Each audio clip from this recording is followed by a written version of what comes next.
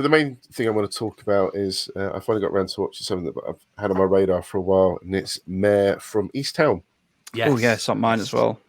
So this was written by Brad Inglesbury, and it's directed by Craig Zobel, who, amongst a few things, did American Gods and Westworld.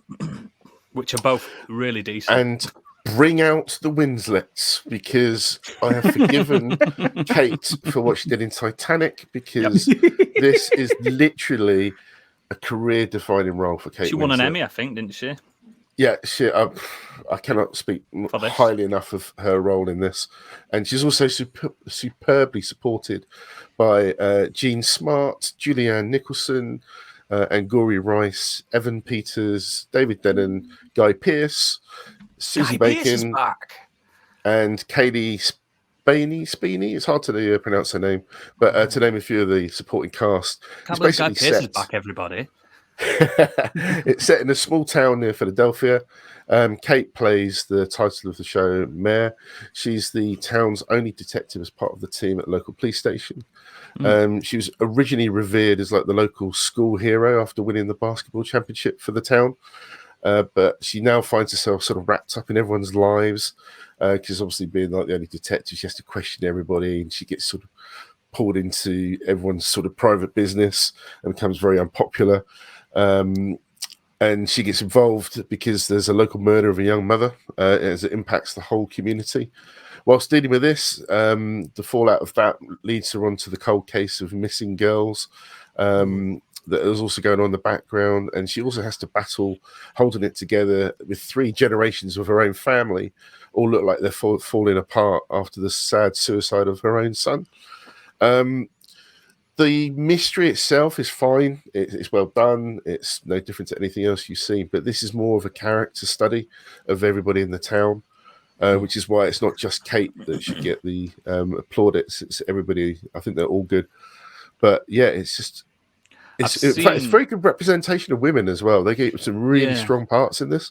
I've seen scenes. I've seen one of the more famous scenes of the show when... I don't want to spoil too much, but she's in a house and there's something happening in the house that's very tense. Yeah. And I was like, wow, Winslet, you do it. Come on. Go Queen. She's brilliant. The amount of different emotions that she has to portray. She gets a bit Jason Bourne, though, doesn't she? Yeah, but it shows her craft as well, though. Yeah, it shows how good that she can literally...